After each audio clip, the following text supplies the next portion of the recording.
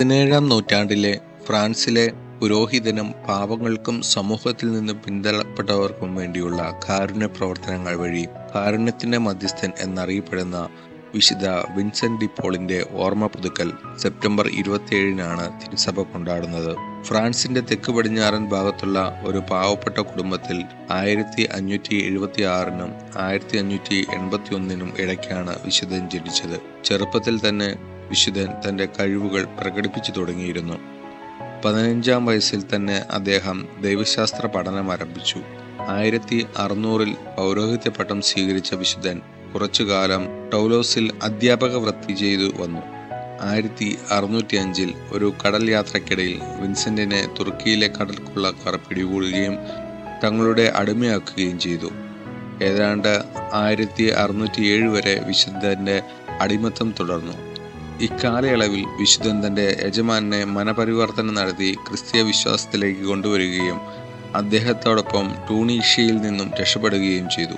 അതിനുശേഷം അദ്ദേഹം തന്റെ സമയം മുഴുവൻ റോമിൽ പഠിക്കുന്നതിനു വേണ്ടിയാണ് ചെലവഴിച്ചത്. പിന്നീട് വിശുദ്ധൻ ഫ്രാൻസിലെ ഉന്നത കുടുംബങ്ങളുടെ ആത്മീയ ഗുരുവും അധ്യാപകനായും സേവനം ചെയ്തു.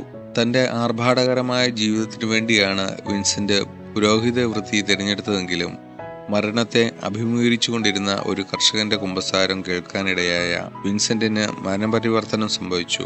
പാപങ്ങളോട് അനുകമ്പ നിറഞ്ഞ മനസ്സുമായി വിശുദ്ധൻ ദരിദ്രർക്കായി നിരവധി ദൗത്യങ്ങൾ ഏറ്റെടുക്കുകയും അവരെ സാമ്പത്തികമായും ആത്മീയമായും സഹായിക്കുവാനായി ധാരാളം സ്ഥാപനങ്ങൾ സ്ഥാപിക്കുകയും ചെയ്തു.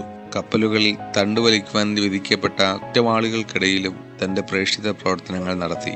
ഗ്രാമപ്രദേശങ്ങളിൽ സുവിശേഷ വേലകൾക്കുള്ള പുരോഹിതരുടെ ദൗർബല്യം പരിഹരിക്കുന്നതിനായി 1625-ൽ വിൻസെന്റ് വൈദികർക്കായി കോൺഗ്രേഷൻ ഓഫ് മിഷൻ എന്ന സന്യാസ സമൂഹം സ്ഥാപിച്ചു.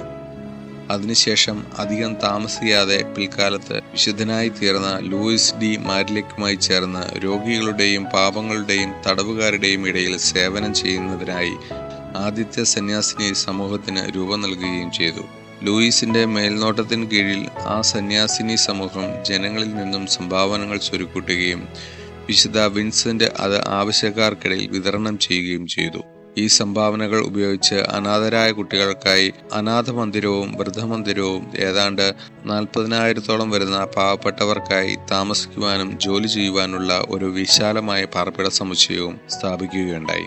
കൂടാതെ അഭയാർത്ഥികളെ സഹായിക്കുവാനും അടിമകളായി വിൽക്കപ്പെടുന്നവരെ മോചിപ്പിക്കുന്നതിനും കൂടി ഈ സംഭാവനകൾ വിനിയോഗിച്ചു. തന്റെ ഈ നേട്ടങ്ങൾ കാരണം ജീവിതകാലം മുഴുവനും വിശുദ്ധൻ ഒരുപാട് ആദരിക്കപ്പെട്ടുവെങ്കിലും ആ പുരോഹിതൻ തന്റെ എളിമയും വിനയവും ഒരിക്കലും കൈവെടിഞ്ഞിരുന്നില്ല. ദരിദ്രരെ സഹായിക്കുവാനും തിരുസഭയെ ശക്തിപ്പെടുത്തുവാനുമാണ് വിശുദ്ധൻ തന്റെ പ്രശസ്തിയെ ഉപയോഗിച്ചത്. 1660 സെപ്റ്റംബർ 27-നാണ് വിശുദ്ധ വിൻസെന്റ് ഇപ്പോൾ മരണപ്പെടുന്നത്. 1737-ൽ ക്ലെമന്റ് 12-ാമൻ പാപ്പ വിൻസെന്റ് പോളിനെ വിശുദ്ധനായി പ്രഖ്യാപിച്ചു. 1835 ഫ്രഞ്ച് പണ്ഡിതരും വാഴ്ത്തപ്പെട്ടവനുമായ ഫെഡറിക് ഓസാനം വിശുദ്ധനെ പ്രചോദനമായി കൊണ്ടുകൊണ്ട് വിശുദ്ധന്റെ നാമത്തിൽ പാപങ്ങളുടെ ആശ്വാസത്തിനായി പ്രവർത്തിക്കുന്ന വിൻസെന്റ് പോൾ സൊസൈറ്റി എന്ന സംഘടനയ്ക്ക് രൂപം നൽകുകയുണ്ടായി.